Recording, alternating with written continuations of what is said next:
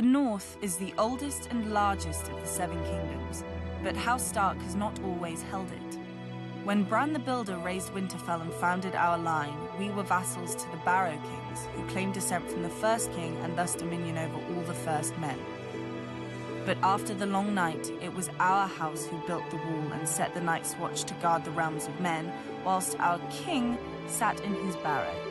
My ancestors eventually revolted, waging what singers call the 1,000 Years' War, to free our lands. Other families joined us, recognizing that the North is a cold and hard land and needed a king who served its people before himself. Finally, the last Barrow King bent the knee, and House Stark became the kings of winter. Yet we were kings in name only, for by then the North had fractured into petty kingdoms, and my ancestors would struggle to unite it again for thousands of years. Roderick Stark wrestled an Ironborn lord for Bear Island and granted it to House Mormont when he won. A younger son of our family, Carlon Stark, won his own keep after he put down a rebellion and founded House Karstark, one of the most powerful in the North. When the Manderleys were exiled from the Reach, my ancestors shielded them and gave them a home at the mouth of the White Knife, in return for holding the river against pirates and invaders. Now they're one of the wealthiest houses in the North. I'm not so naive to pretend that the entire North welcomed Stark rule. The last Wall King was slain at Sea Dragon Point along with all his sons and beasts. The last Marsh King died at the hands of King Rickard Stark, and House Reed has held the swamps of the Neck ever since. Houses Greenwood, Towers, Amber, Frost. None survive today as more than names in dusty old books. But my ancestors never wanted to destroy their foes' root and stem. The Umbers of Last Hearth and the Glovers of Deepwood Motte bent the knee and became loyal vassals of House Stark. The Red Kings of House Bolton wore cloaks made from the skins of Stark princes they'd flayed, and one of the Boltons was even known as the Red Arm because he liked to plunge an arm into the bellies of captive Starks and pull out their entrails with his bare hand. The North deserved to be wiped clean of them.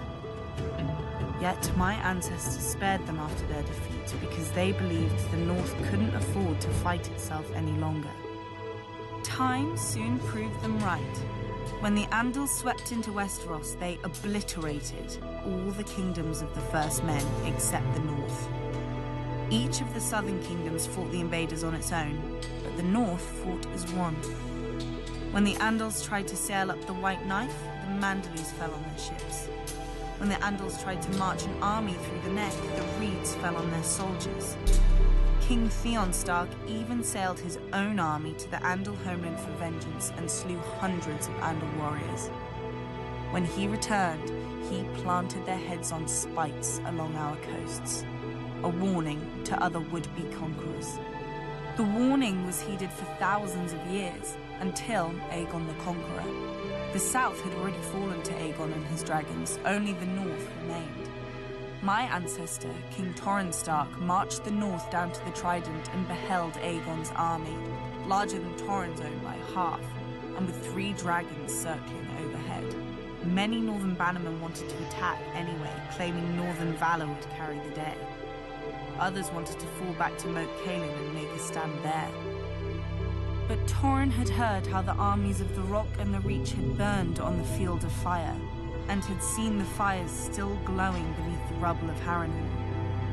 He knelt and laid his ancient crown at Aegon's feet, and rose a king no more but Lord of Winterfell and Warden of the North. Some northerners still sneer at my ancestor as the king who knelt, forgetting that because of Torrhen they're alive today to sneer.